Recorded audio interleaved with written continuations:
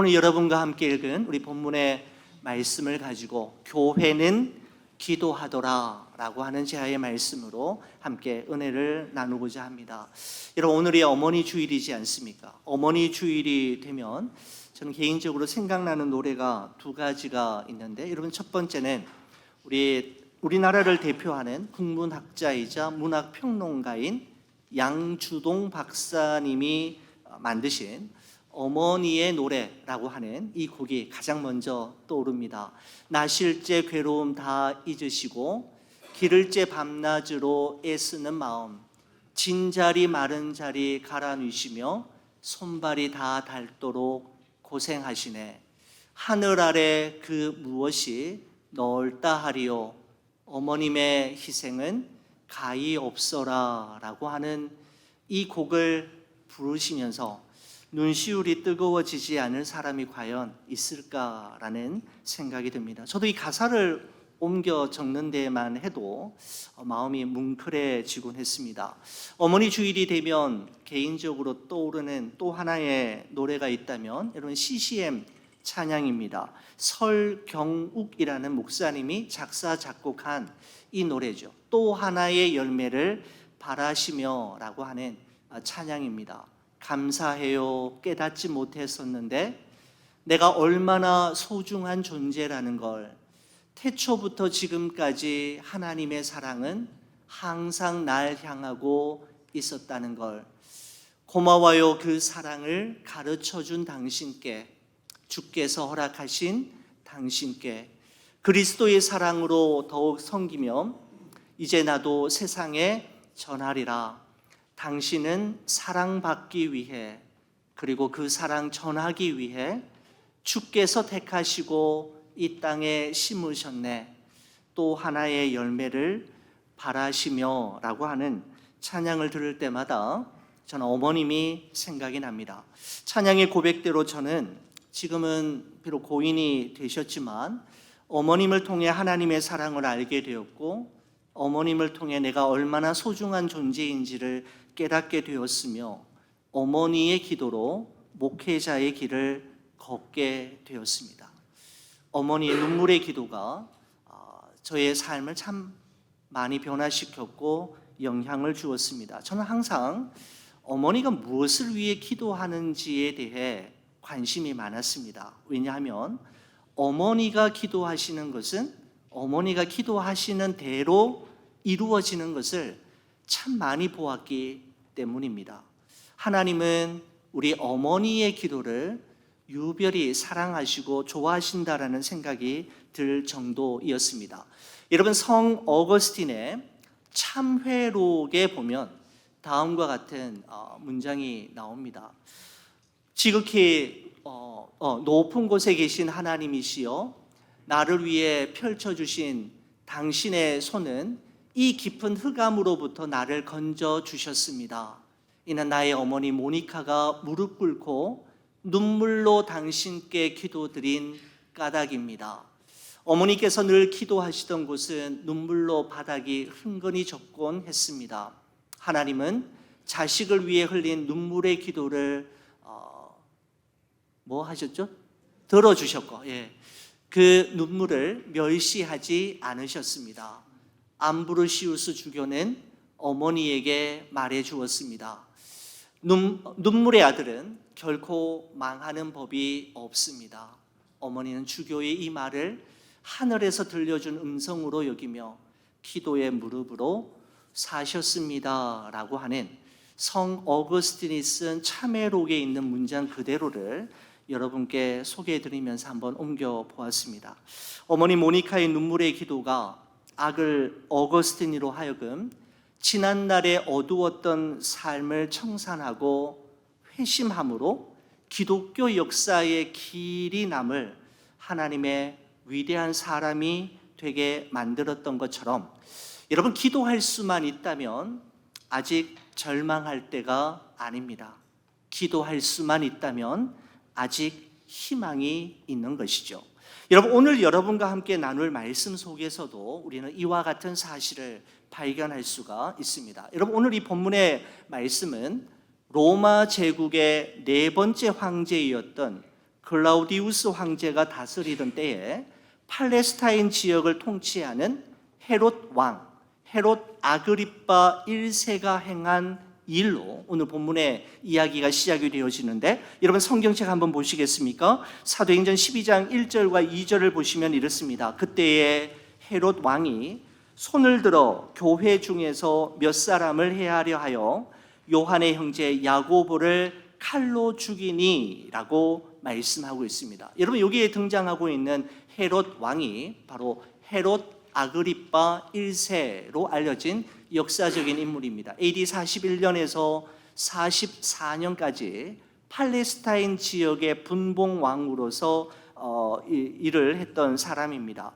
여러분 이 헤롯 아그리빠는 예수님을 죽이기 위해 베들레헴을 중심으로 2살 아래의 사내 아이를 모조리 죽였던 헤롯 대왕의 손자로 알려져 있는데, 그는 아주 욕심이 많았고 권력에 대한 투지가 남달랐던 인물이었습니다. 그는 자신의 왕의 자리를 연장하고 그 자리에서 나오는 권력의 단맛을 조금이라도 더 맛보기 위해서라면 어떤 일이라도 자행할 수 있는 아주 잔인무도한 사람으로 역사는 우리에게 증언하고 있습니다. 여러분 그러기 위해서 이 헤롯 왕, 헤롯 아그리빠 1세는 유대인들의 마음을 얻어야만 했고 유대인들의 환심을 사야만 했는데, 그 방법 중에 하나로 그가 선택한 것은 바로 예수 그리스도의 복음을 전하는 교회의 영적 리더들을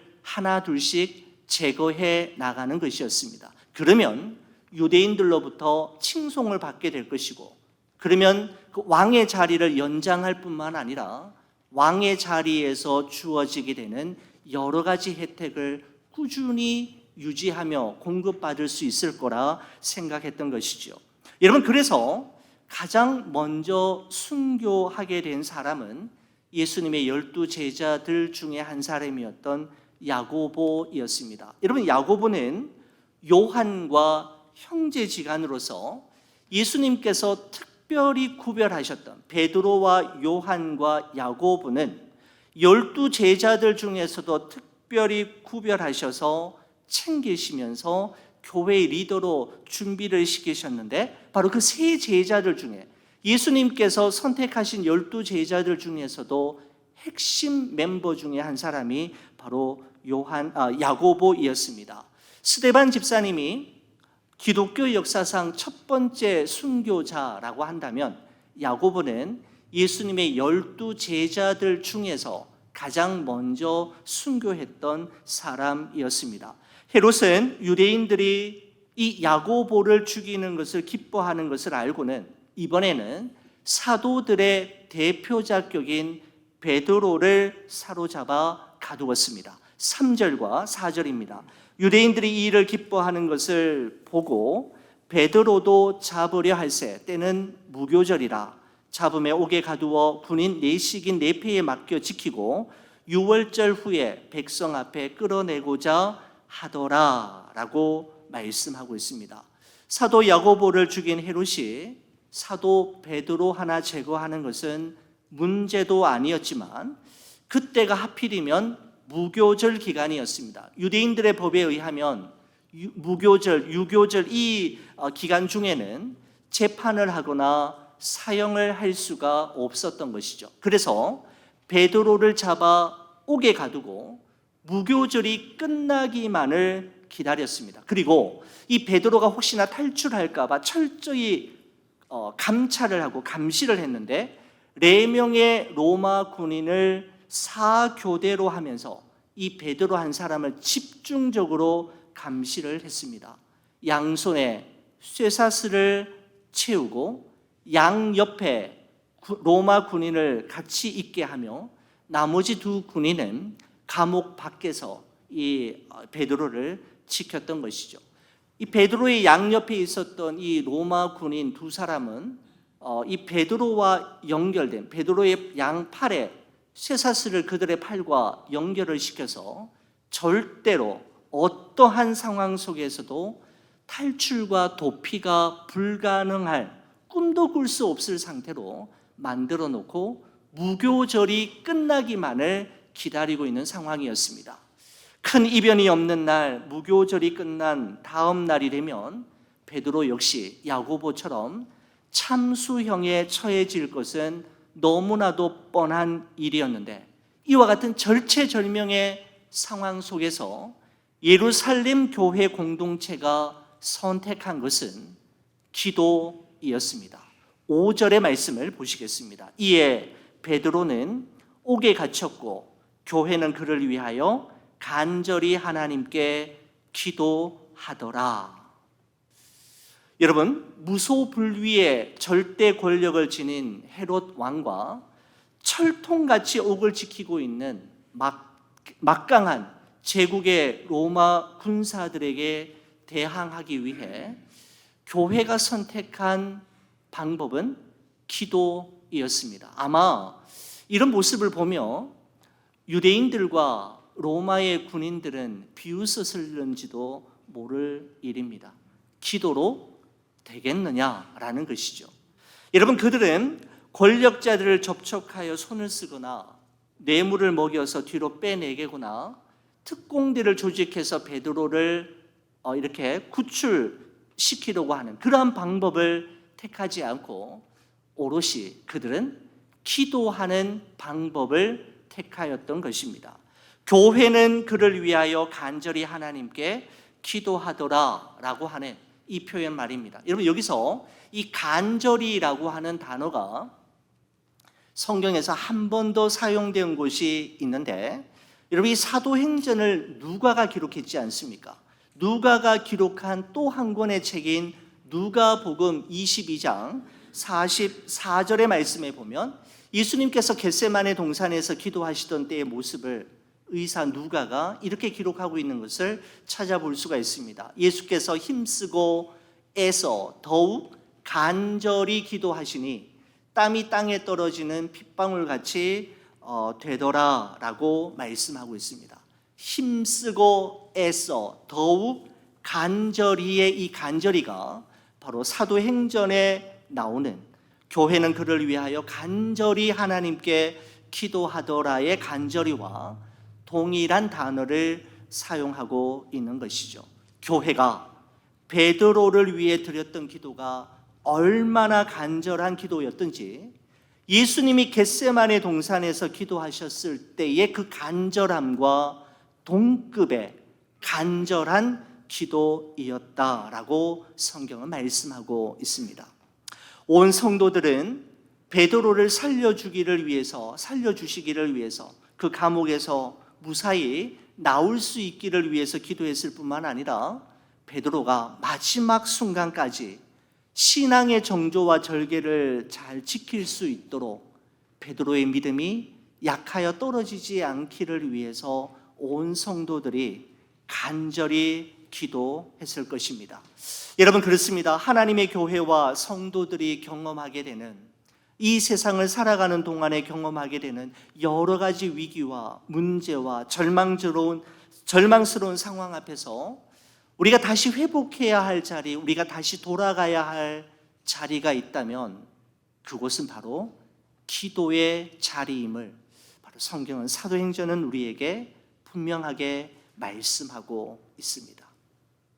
누군가를 만나서 인맥을 통해 베드로를 빼내려 하거나 뇌물을 주어서 그를 뒤로 빼려 하거나 특공대를 조직해서 감옥을 습격해서 베드로를 빼내는 방법보다 이 예루살렘 교회가 선택한 길은 기도이었습니다. 기도의 자리에 성도들이 모여 예수님께서 겟세마네 동산에서 기도하시던 그 모습으로 간절히 기도함으로 오늘의 기적이 가능하게 되었다라고 말씀하고 있는 것이죠. 청교도 설교가인 세뮤얼 체드윅이라는 분이 이런 고백을 우리에게 남기고 있습니다.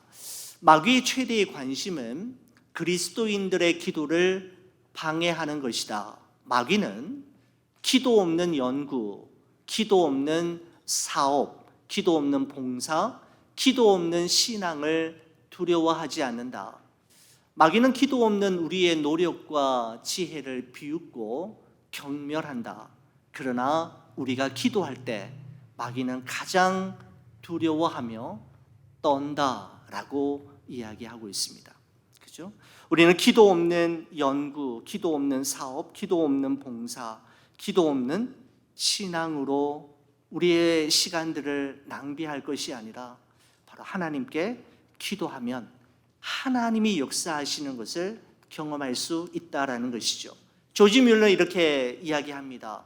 무릎으로 인생의 싸움을 싸우는 것을 배우지 못한 사람은 아직도 기독교 신앙의 ABC도 모르는 사람이다.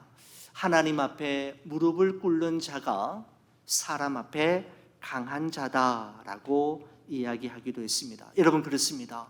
세상과 사람 앞에 무릎 꿇지 않으려면 하나님 앞에 무릎 꿇는 법을 배워야 합니다.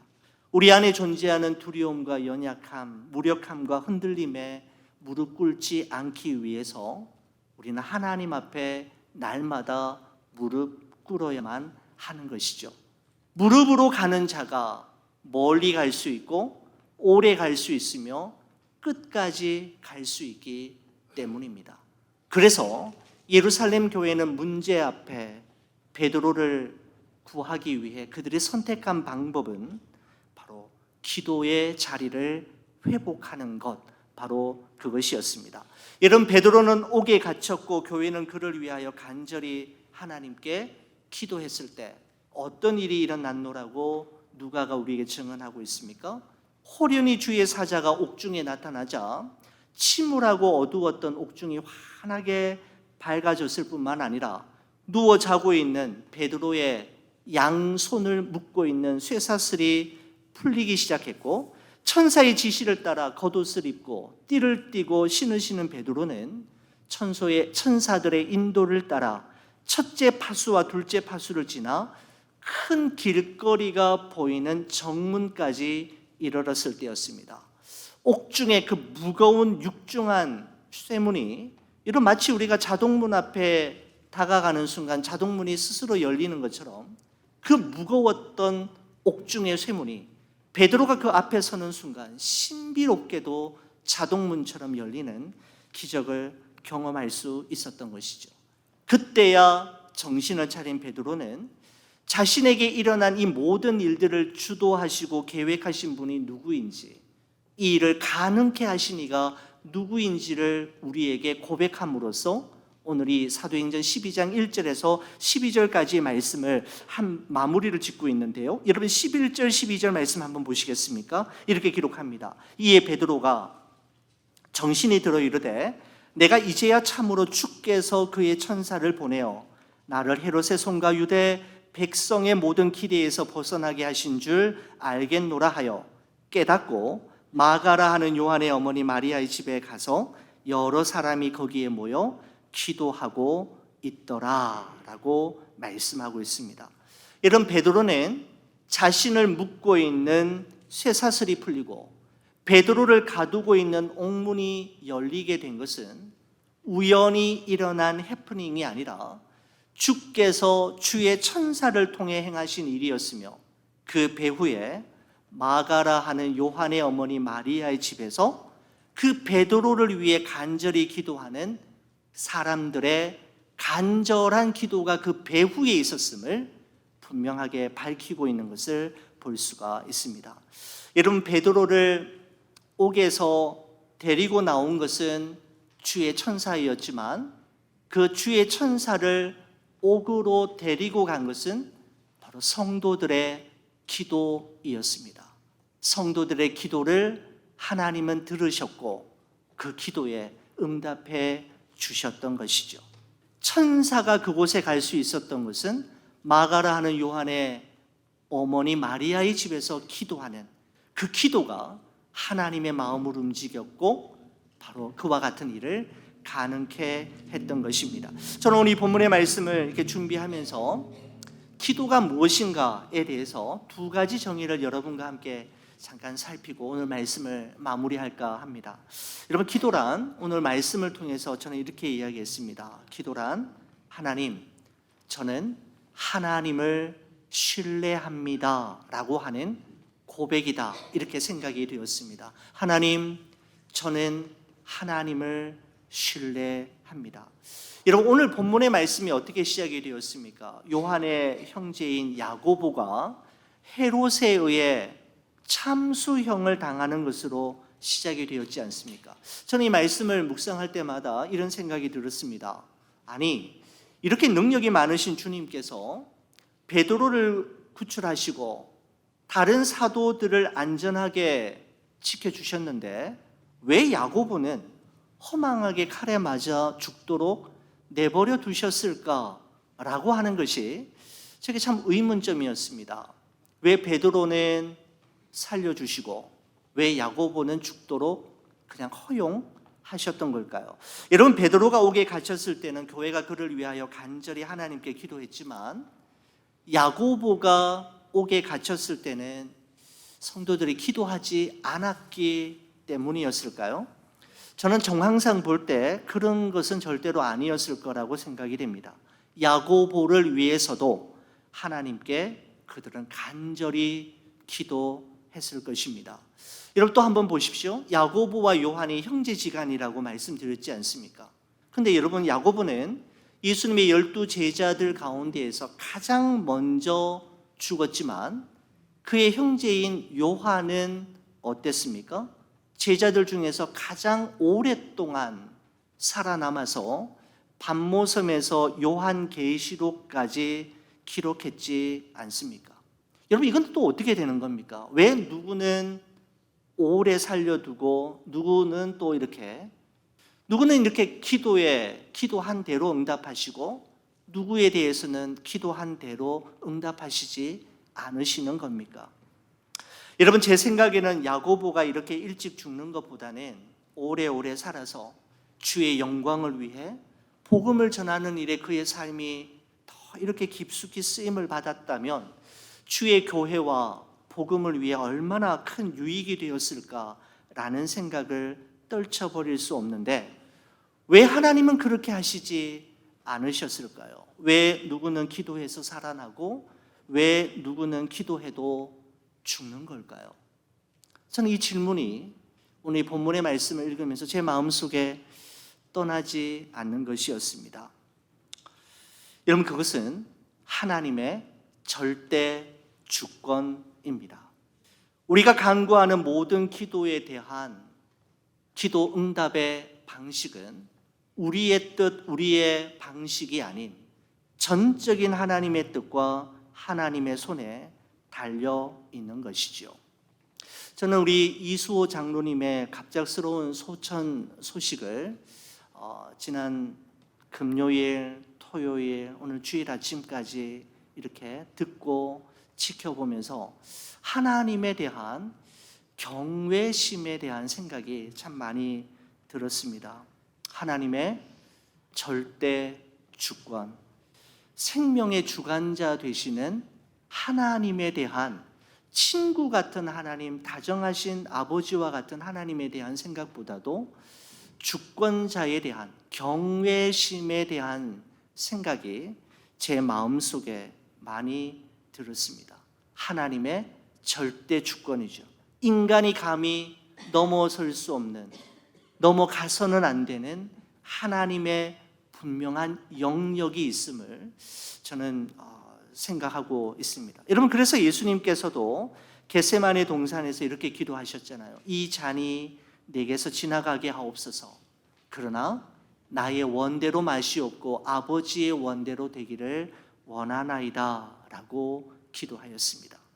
기도하지만 그 기도가 내가 원하는 대로, 내가 원하는 시간에, 내가 이해할 수 있는 방식으로가 아니라 하나님의 절대 주권 안에 이루어지기를 바라는 예수님의 기도가 생각이 났습니다.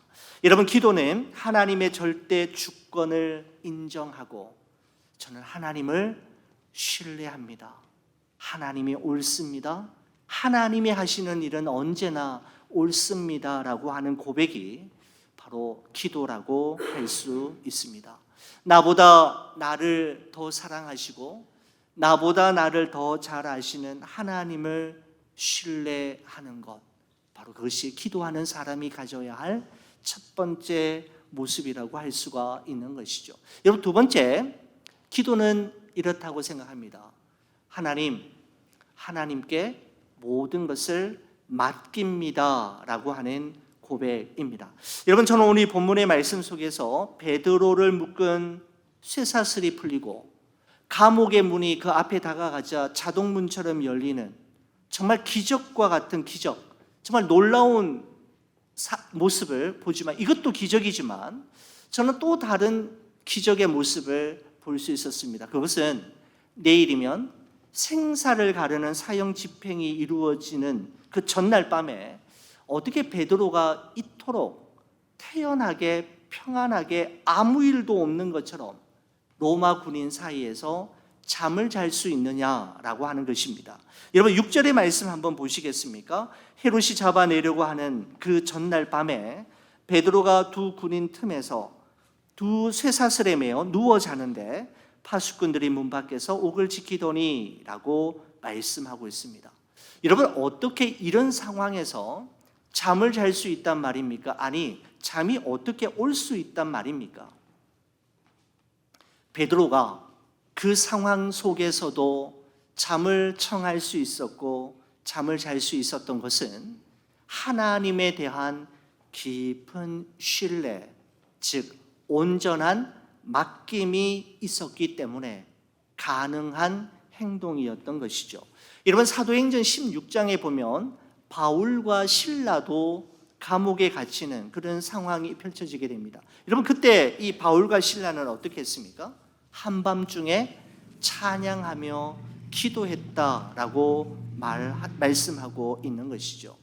베드로가 모든 것을 다 맡기고 잠을 자는 것이나 감옥에 하루 종일 매를 맞고 감옥 속에 있었어도 찬양하며 기도할 수 있었던 것은 하나님을 신뢰하는, 그 하나님께 자신의 모든 것과 생명을 맡기는 믿음이 그에게 있었기 때문입니다. 여러분, 그렇습니다. 기도는 하나님께 맡기는 것입니다.